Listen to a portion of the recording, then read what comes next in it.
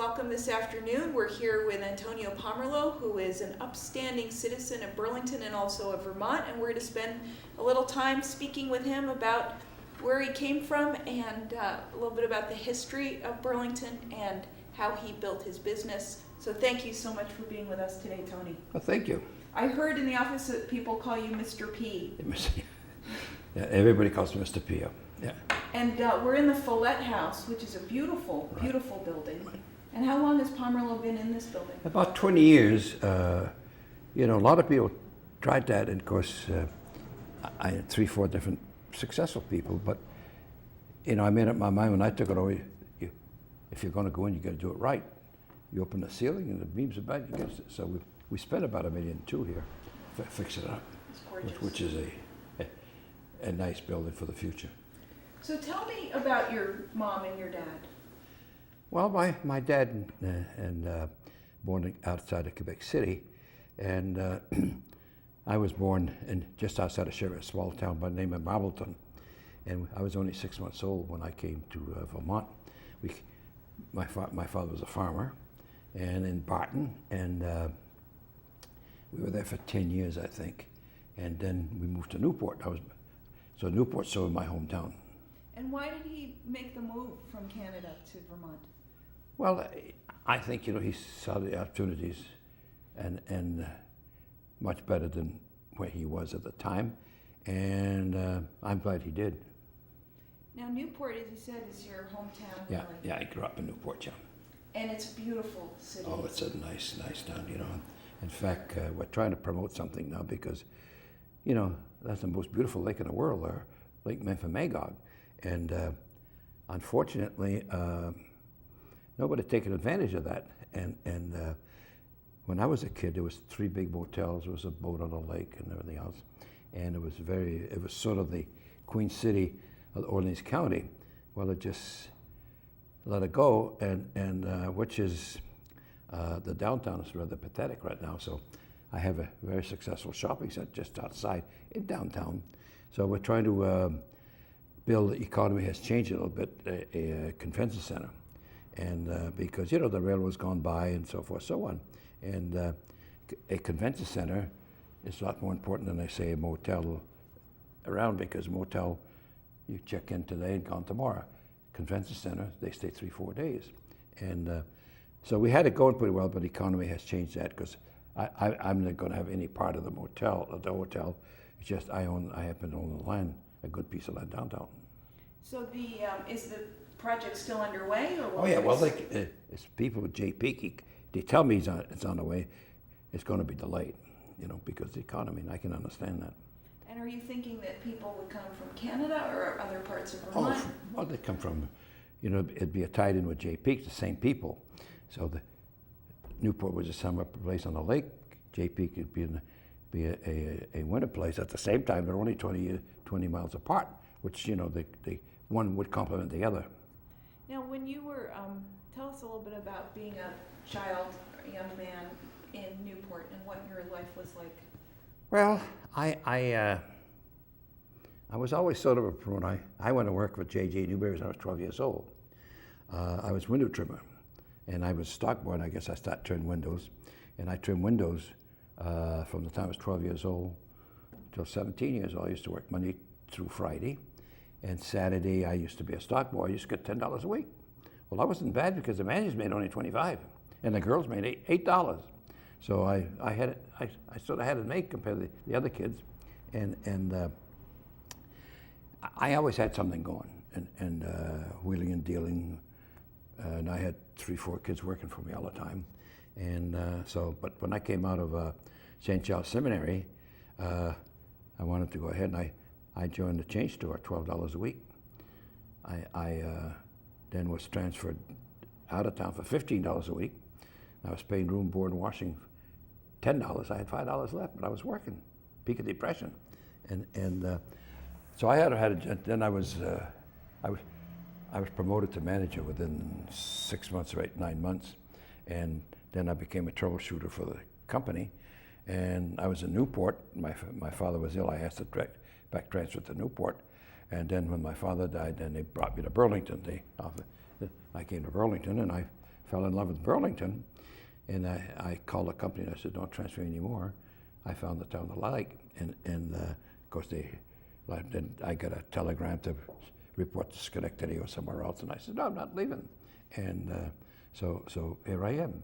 I was supposed to be here 3 months, and I overstayed my stay. I guess you did.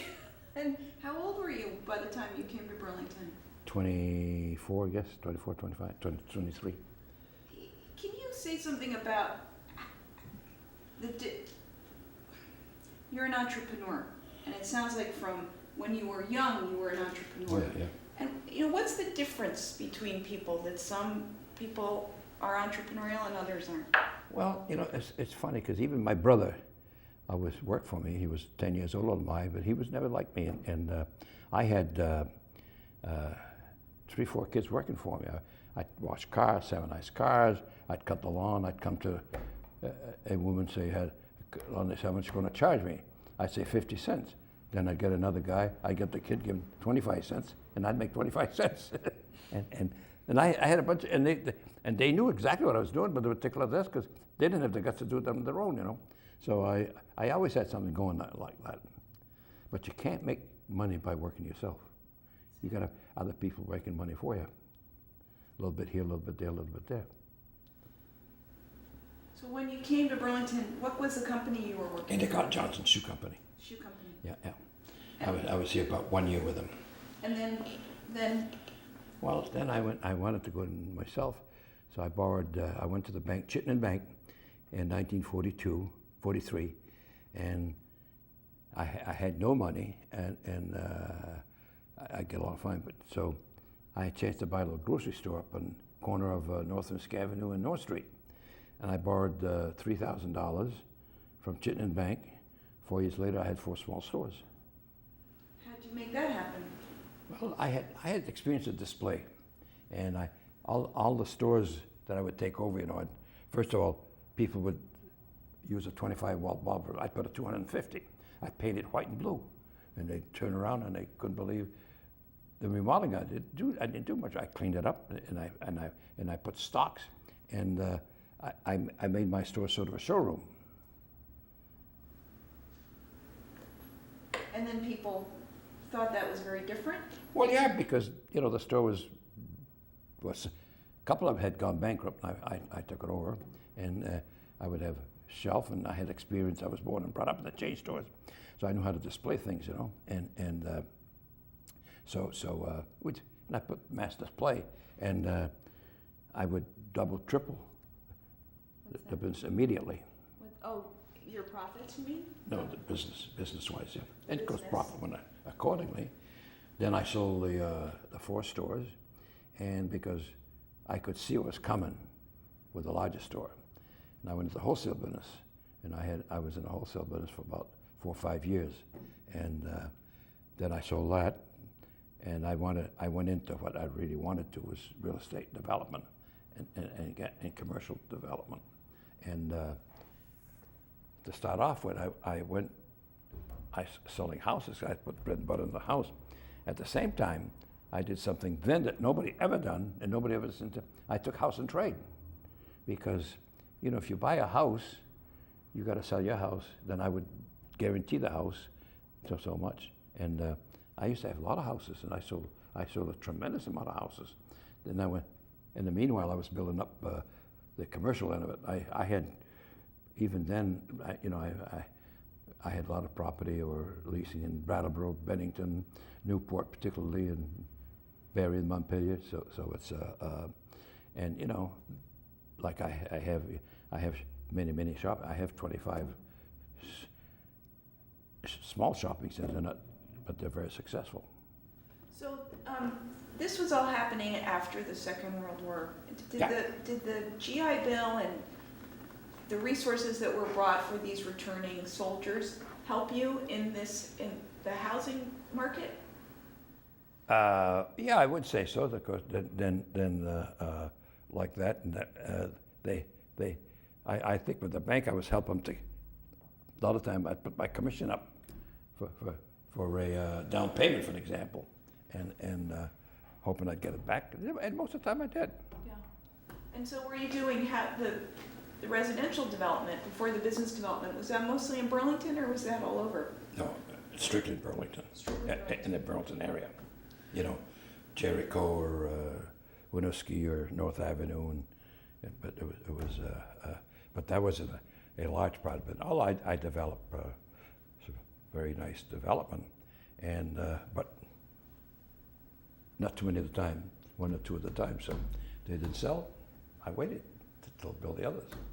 And during that period, were there economic ups and Oh, of downs, or course was there it pretty steady?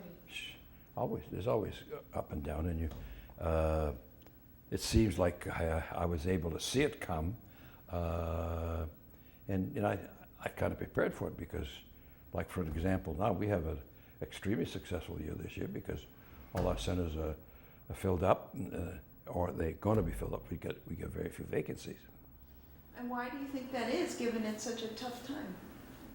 Well, we built our centers a long time ago, and so if we have a vacancy, we can rent a lot less expensive than somebody else is. I still can make money because my centers are all paid for, and so I have got a debt up here.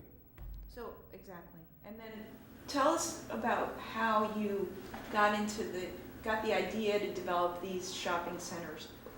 What inspired you to move in this direction? Because Well, that wasn't The going on motel, much, the right? motel idea is what gave me the idea. I was in Boston. I was looking to go and bid. I had just sold my wholesale business, the beverage and beer, and so I was looking. The motel kind of interested me, and I said, well, Burlington has no motel, and we could have 4 or 5 around and have a manager. And then I realized that it was holidays and all those things, and which kind of cooled me. Then on the way home, I was thinking, I said, well, you know, my wife's got to go all the way downtown to shop. Why can't we have some small stuff? Next morning, I didn't wait till a month or two and test it out. Next morning, I went and got that piece of land, and we built that Ethan Allen Shopping Center back in 52, 53.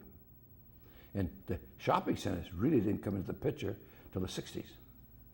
In fact, Free Press had run a big article, Mr. Shopping Center, back in the late 60s. Yeah. So you decided to do this sort of outdoor plaza shopping center idea, Right. not a mall. It wasn't a covered mall. It was an No, outdoor. 'cause, well, what I've always done is fit the town, like Newport, for example, or Johnson, Vermont, for instance, small town like a small shopping center. Milton, Enosburg Fall, White River Junction, St. Johnsbury, and you build according to the town, according to the population. And I hate to admit it, but I never had a failure. And why do you think that is? Well, I went according to that. I didn't overdo it. You know, some people once get too fast, too soon, too quick, and you tumble. And I was always careful what I was doing. And my big project example was the one on Shelburne Road. And when at the time Sears, we had a.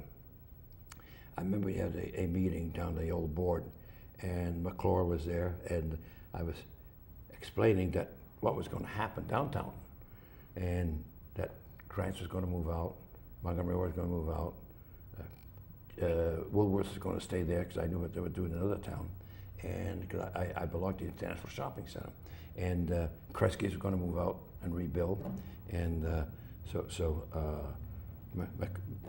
McClure with the Free Press says, Mr. Pomerleau, he says, you're full of baloney. And he didn't say baloney, by the way. And he says, I think you're right on Grants. I think you're right on Kresge's. I think you're right on Woolworth because I built Woolworth myself for them. And I said, but at Sears, absolutely not. I says, Mr. McClure, how would you like to bet? He says, Tony, I don't want to take advantage. I have the vice president right here. He tells me they're doing a nice job. They're going to stay downtown. I says, I don't care whether the chairman of the board or president. I am telling you, Sears will not be downtown in a year or two. And I said jokingly, I says, one day morning you'll read the paper and I'll be billing for them. And that's exactly what happened. He says, when you do that, I'll eat it. And I get that in the paper that I did take his picture. He's eating the story, and And I always went to the town accordingly. If the town grew, I grew with it, and not overdone it.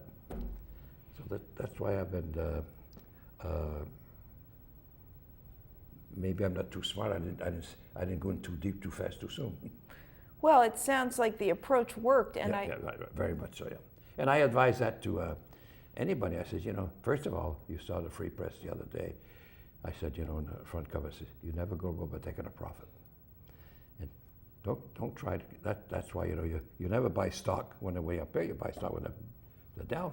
Mm-hmm. And don't wait till they're way up there, sell as a profit on the way up. That's what I do all the time. Why did you think Sears and those stores moved out of downtown? What was happening then that they thought that was a good move? The trend was huge stores, big stores with parking. And of course they stayed down there if you could get parking, but there was no parking. And they had downtown Burlington, they had probably 15,000 square feet, for an example. They were doing $2.5 million, for an example. And so we opened up a 75,000 square feet with the automotive. We had 106,000, I guess, something like that, with a very large parking lot. And we had a tough time with them because they were tough to do business with, and they didn't want to pay very much at first. Apparently, at the time, Sears would come in and say, we want you to give us the land, we'll build our own building, that we'll make a center. They tried. I said, no, I'll make my own center. I said, you guys, I'll build for you. I'll give you as good a deal as I can, providing we're in the percentage. So we signed a deal that they're going to pay me a percentage over $2.5 million. The first year they did $5 million. Second, they did $9 million. Then they went to $12 million. Then the last 10, 20 years they were doing over $25 million. They were paying percentage from 2.5%. So I outfoxed them. I guess. Did you ever feel that this strategy was going to hurt the downtowns? Oh, yeah, absolutely. At the time, this is why I said Burlington is one of the few towns that are successful in downtown, because again, they just wait how successful the shopping center is. You can't do that. You got to do it before they do it. I mean, change it. And I own a lot of property downtown.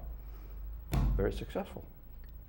And so say more about why you think Burlington's done a good job. Well, because all the big stores, they came in, and we had, Burlington happened to have the streets, Church Street, South Windsor Avenue, St. Paul, and so you could have a mall, and I would say Burlington is probably one of the most successful downtown within, I'd say, the second or third, probably under 5, yeah, because very few malls are successful downtown, because sometimes they get the streets, you got to have traffic's got to come in and out, and parking, and we spent a lot of people spent a lot of time, including me, for the downtown, and I bought a lot of stores when they were empty, and when I bought the Woolworth building and the block next door, the dry cleaning plant, and Salvation Army is down here now. Now this is 60 years ago, and I paid $279,000. Everybody, including the bank, thought I was crazy. Well, 20 years later, they didn't think I was crazy. I had little worries, but I had figured that if it got real bad, the worst I could do is break even. And my building will all be paid for at the end of 20 years for the lease right now. So I would break even. So I would have a building free and clear that'd be worth something, so never go about taking a profit. Somebody comes in and say, what do you think that building's worth? Are you buying or selling? And what does it do? If they give it to you for free, it might be too much. We've got to have it on the writing. Because, I was in Florida. I was president of the hotel for 15 years. And we had a meeting one day with the local bank. We're talking about it. And I did say 5 years ago that Miami particularly was being overbuilt, And I said, besides that, and I said, between 5 and 3 years, we're going to see the worst thing we ever saw in a long, long time. Is going to get real. And you know, I hope I'm 100% wrong, but we're far from over it. We'd be lucky if we could turn around in 210. I don't think it'll happen 211, because I lived through the other one, you know. Now, Roosevelt came into the picture in 1932, and he did a lot of things like the CCCs, and put on $10 a week, less than 10 cents, $9.90 a week, room and board. They did a lot of nice work. They put it to work, but you know, by the time you put it to work, by the time they catch up and start spending money, it takes time. So it didn't turn really, economy didn't change very much till 1938, 36 started changing. Then of course the war came on, that did it, you know. So I think, and I hope I'm wrong, naturally, but I think we get quite a spell. We got to get ready for it. I mean, we got ready, but you know, like General Motors, for instance, unbelievable. Here's the strongest company in the world at one time. Now they're bankrupt. What do you think they did wrong? Well, they saw competition come in. They didn't do anything about it because they figured, well, we're big and everything. Competition took them over, and they didn't make it. In my mind, they didn't make as good a car as competition did. And you've got to be as good or better than competition. It doesn't matter what you do. You've got to be as good or better. So whether they produce, they never qualified, I don't think, in safety, for instance, a lot of things. And you know, they came out on a price, and they specialized on a big car, which they made a lot more money per car. But you know, you sell 4 of those, while they sell 20 of the others, make more money that way. And so I don't know what's going to happen to the automobile business. I think Ford will probably make it. Seems that, and now that Chrysler has got a buyer, but General Motors goes a hard road. So what did you do in your business to prepare for this downturn? Well, we didn't go out and borrow a lot of money and then the building didn't rent. Our building was rented before we did it. Then we enlarged it and accordingly. And like for an example, you know, Miami. When I was saying that, there was 24,000 apartments for sale in Miami, in the Dales County, and they were building some more.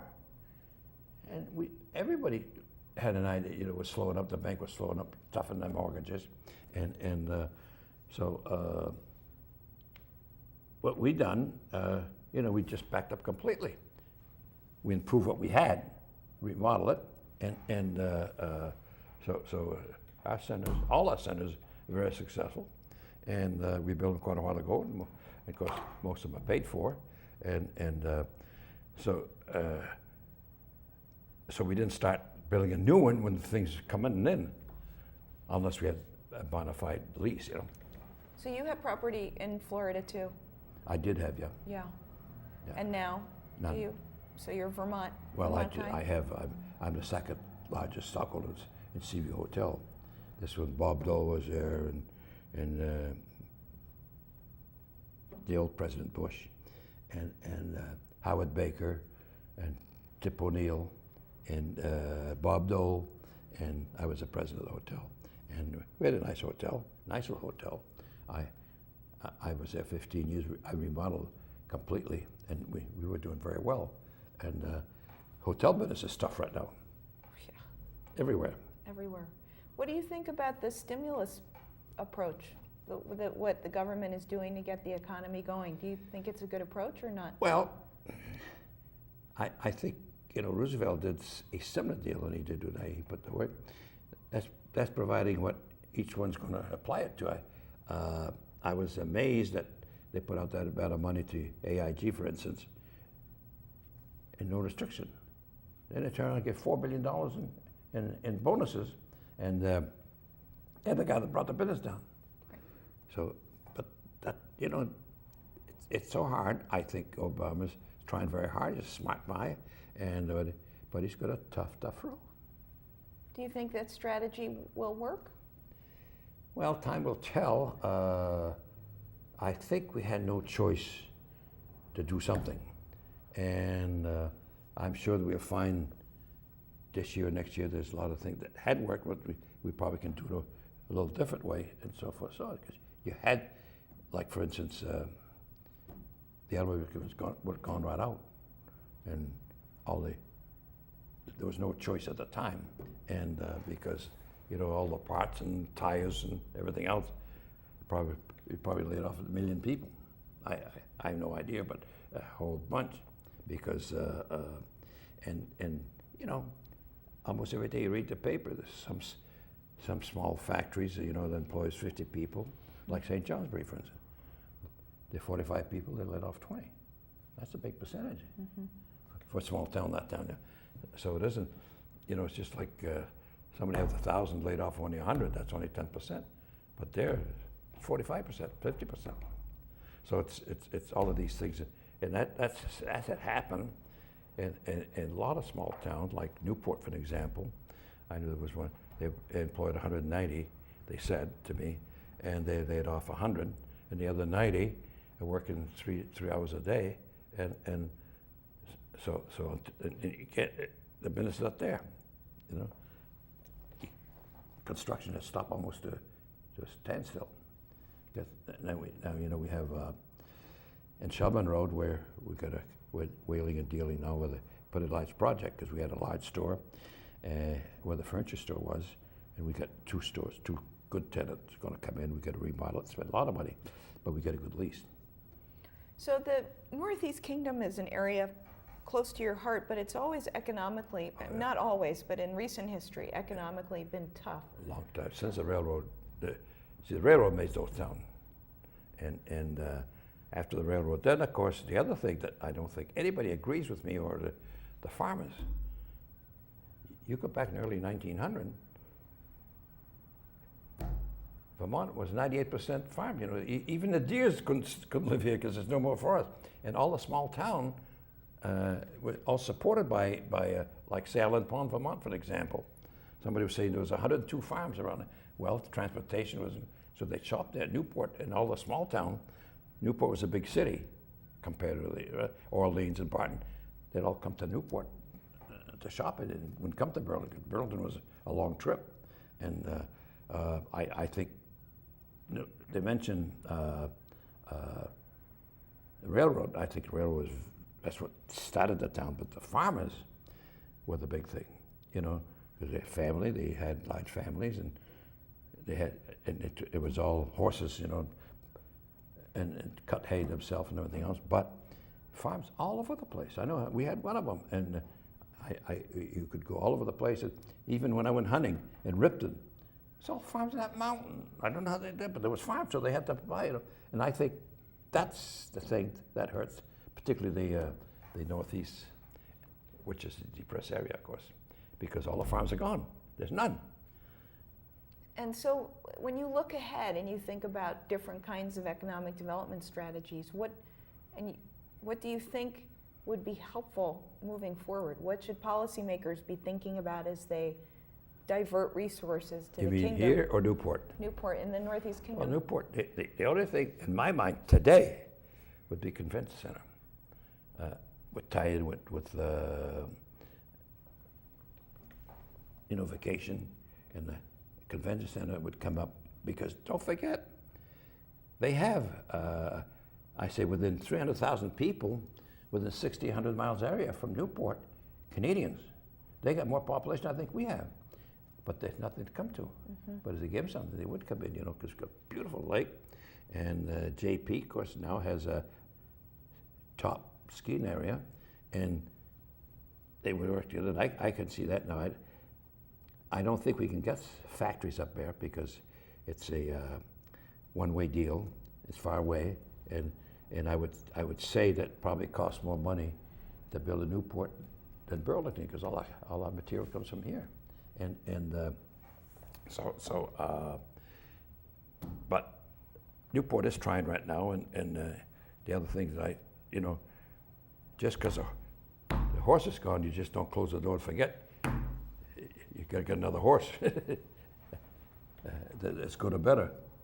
And I think even today, if I went broke tomorrow, I'd make a living. I bet you would. What business would you go into differently? Well, you'd have to study what would happen. And in other words, you wouldn't go into grocery business with all the supermarket, like Price Chopper. We get a lot of Price Chopper, and you wouldn't go in there, but you go into service, you do something, and there is always something that is needed. What do you think about the focus now on sustainable agriculture, energy alternatives? Do you think there's enough of a economic base there for Vermont? I haven't studied that with the economy, but it's a must, because electricity, unheard of. Let's say the supermarket, for instance. The supermarket, the electric light bill runs $10 a foot. So 60,000 square feet, their bill is at least 60,000. Some not down now. Burlington's not bad. I think Burlington is around, but other towns are $10, $12. And so you take a big store, which they're all big now, and even if you pulled out to 20,000, that's a lot of money. $10 a foot, $200,000, and so all the windmill, for instance. I know a lot of people are against it because they I think they're for it, but they want it over here, and right. You got to have it somewhere.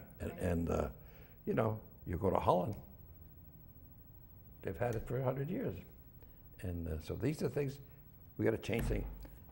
I can't believe that we can't make a car that can go 50 miles on a gallon.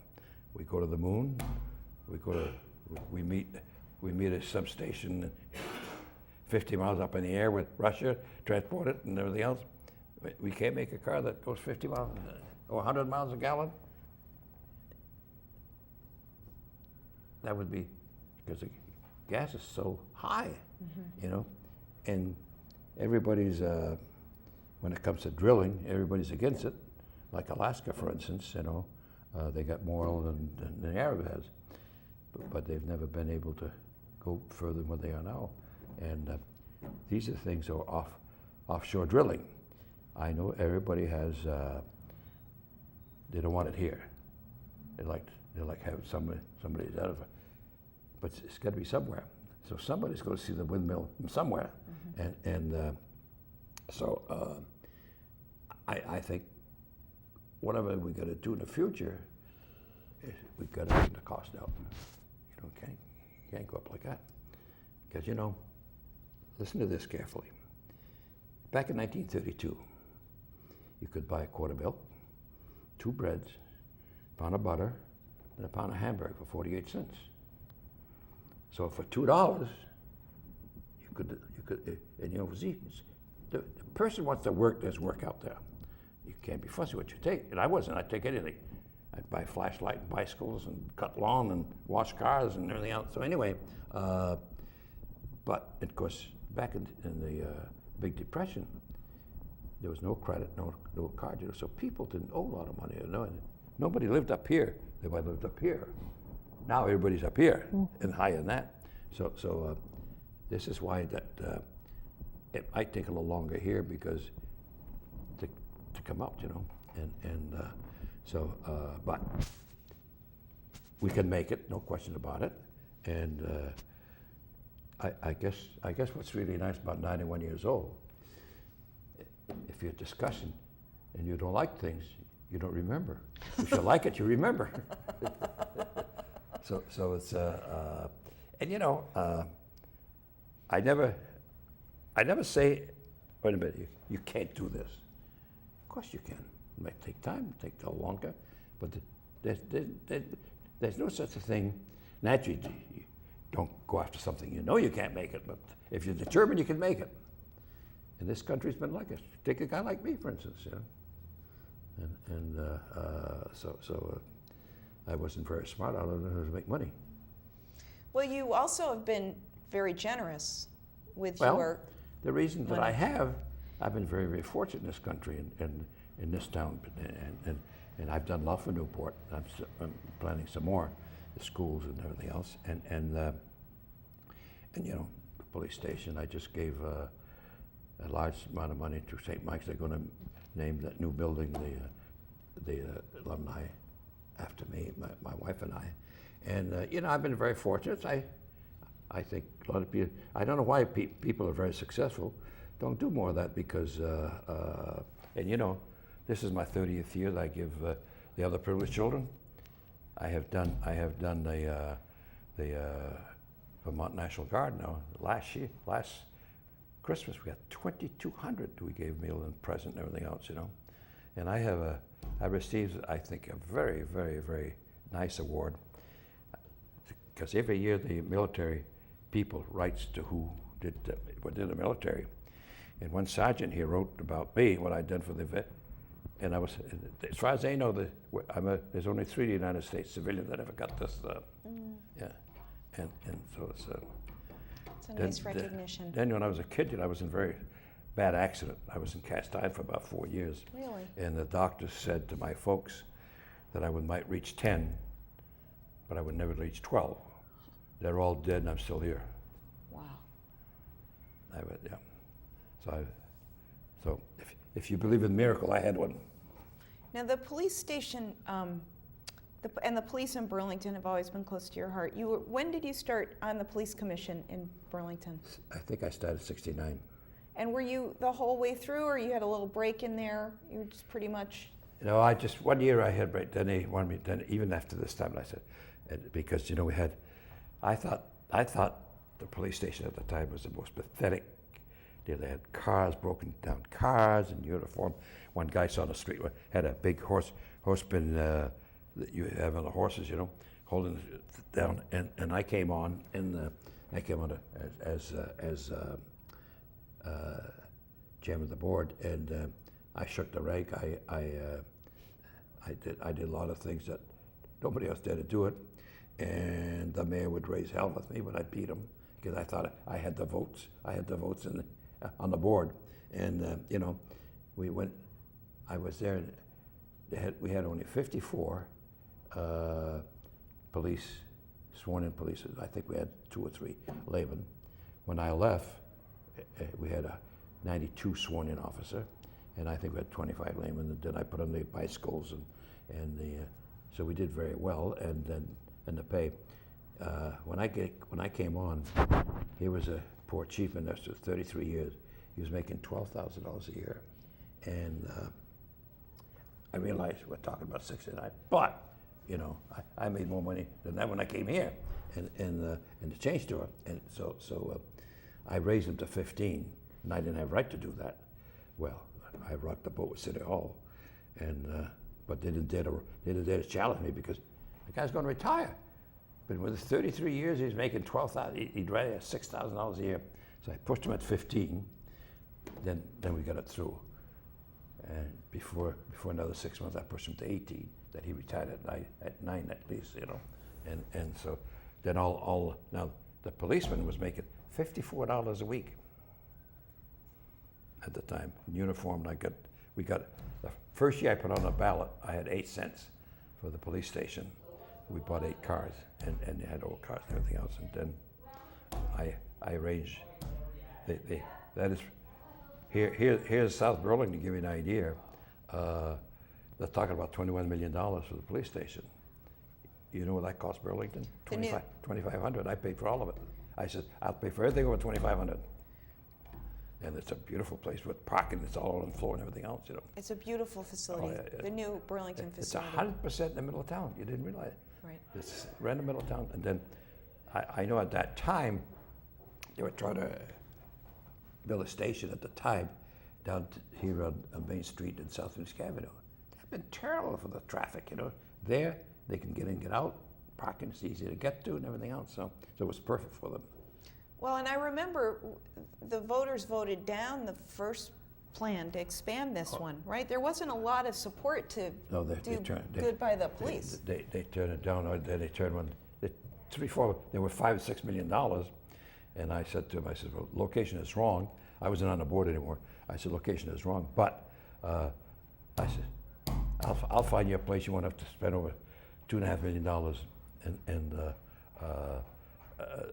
so I came out with Chittenden Bank and I bought the place. And the reason I got a good deal, I bought it subject to nothing. Nobody in their right mind would do that because it was a garage all the time and it could have been a lot of oil in there. But I took a gamble and then it was everybody's fault because that location and everything else. And we weren't talking about 10, 12, 15, $20 million. Why was working with the police so important to you? Well, I think it's important to everybody. You know, if you're in trouble, who do you call? And you know, and they didn't have the training. They didn't have the like for instance, you know, somebody and the higher up had a boy that wasn't going to put. They called him up and they put him in. You know, I put in a communication system and then a rigid exam how to come in, and they followed it out. They got extremely successful thing, and they're up there now. Although I think they're only up, they went down there. They're only back when I left in the early '90s. Now you were around when Bernie Sanders became mayor, and what was your reaction when he won that race by such a thin margin in the 1981? I was the only guy who got an increase in the budget. Everybody had to cut 10%. I was the only guy that got it because Bernie was, as you know, we weren't exactly in the same political field. So when he won, I was the first man. He'll tell you that. Bernie and I became very good friends. We are still good friends.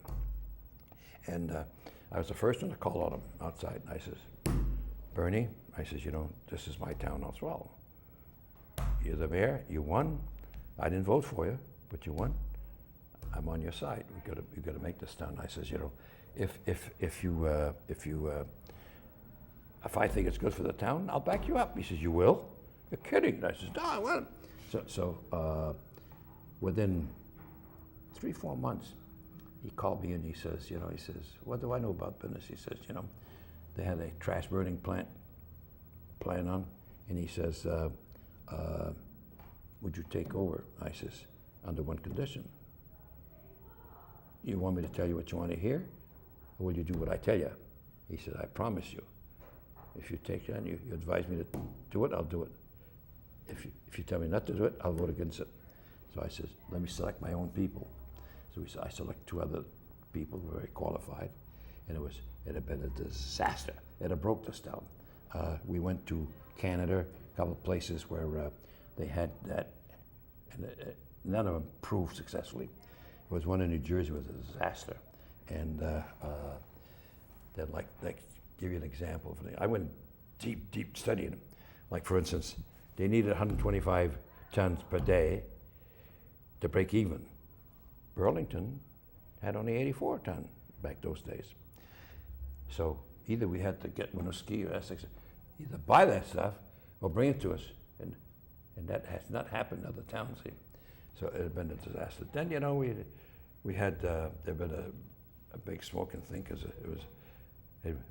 at the time the environmental, you know, we'd have blown Winooski full of smoke like Moran plant, you know. Mm-hmm. So it had broken the town because the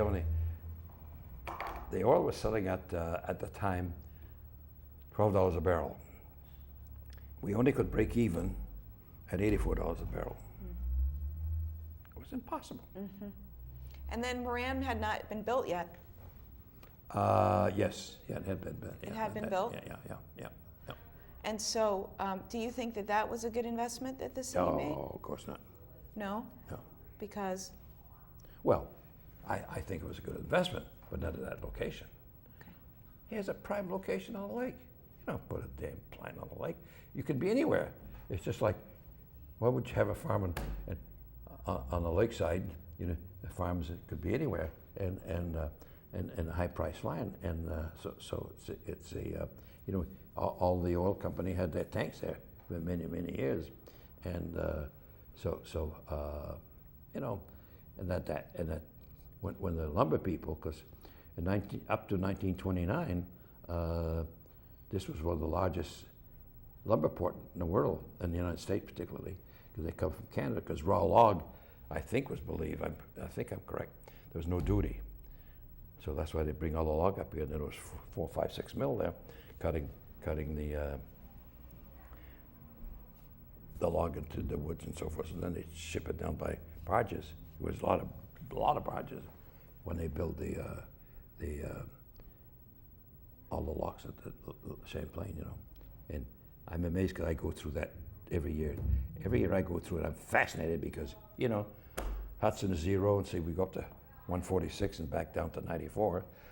They diverted a river to have water this way and have water.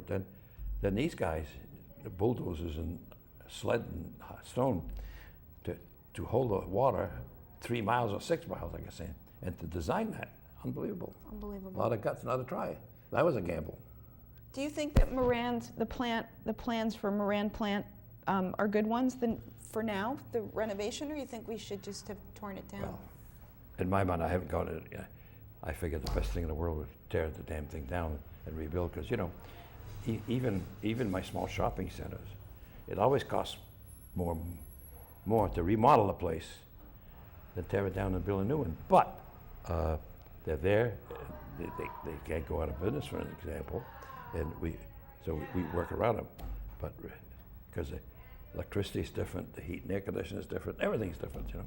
Yeah. And you can't build the way you did 20 years ago. You got to build today and 15 years ahead. So, looking down from the Follette House, you have this beautiful view of the waterfront. Yep. Are you pretty pleased with how the development of it has happened over the last 20 years? Or would you have done anything different? Well, you know, the easiest thing in the world to say I could have done something to, I don't know, you know, at the time. Naturally, I probably would, but you know, would have been better.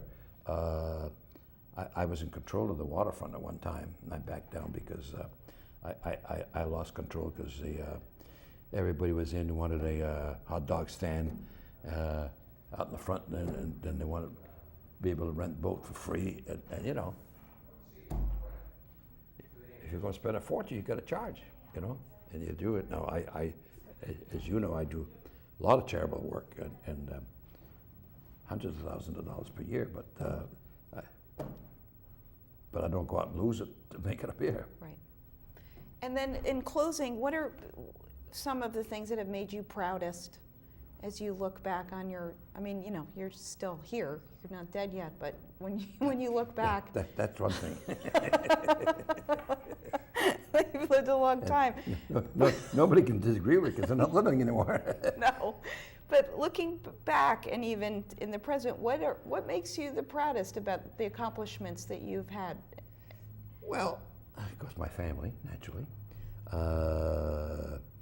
I never thought I'd have a large family because I came from 3.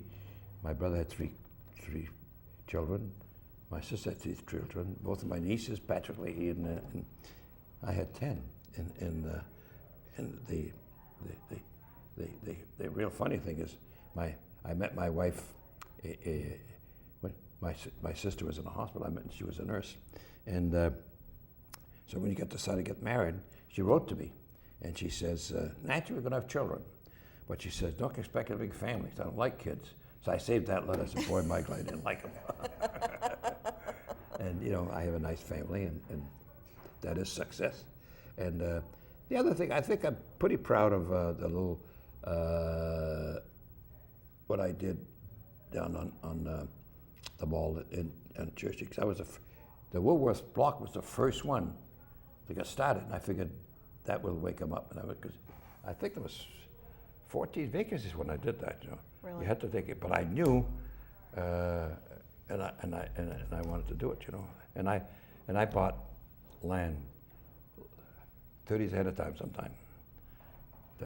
And it became, and I was right. So the long view. Yeah, so it's because I won't tell you where it is, but there was a piece of land that I was driving by outside of town, and this man had a whole load of furniture. So I stopped in. I kind of liked to locate for the future because I knew how it would go. You know, as we know, the big end would be south end, that end, and so I came to the truck driver who was there, and I says, "Are you moving out?" He said, no, I'm moving in. I said, oh, really? I says, how much you pay for this place? If you don't mind telling me. Oh, he said, I paid a big price. He said, the barn had gone down and the house was still pretty good. He said, I paid $17,000, which was a lot of money back those days. I said to him, don't move in, I'll pay you $35. He jumped off the truck and he said, are you real? And he says, because that was a lot of money back those days. And you could buy houses, $8,000, $12,000. So he runs into the house. His wife is in the house. He says, tell her what you just said. I said, I told your husband, if you don't move in, I'll pay $35. Same thing. She said, are you real? I said, yeah. She said, well, you got a big problem. Because if you want something, don't be too greedy. So she says, well, we got only one problem. We just moved out of our house. We have no place to live. I said, that's no problem. You can live here. She says, how much are you going to charge us? Nothing. She jumped off the porch, she got hold of me by my shoulder, she kissed me here, kissed me there. She says, are you really joking? And so I have a very, very large complex on that piece of land today. It's worth $1 billion. And they were very, very happy because they came back and said what it meant. I paid them so much a month. Even then, interest rate was 5 or 6%. I paid them 8%, and so they put their kids to school. She says they said every month for years I sent them a check the way I was supposed to, and I did a lot of those. I bought a lot of houses, bought a lot of second mortgages for 50 cents on the dollar, sold for 75. There's always a way to make money. There's always money. But you can't be fussy what you're going to do. You can't go and tell the guy, I want so much. I went, what do you got to, if you want to work, tell me what I got to do, I'll do it. I always done that. Thanks so much. I appreciate it. We've been talking with Tony Pomerleau, Mr. P, here in the Follett House in downtown Burlington, Vermont. Thanks for watching.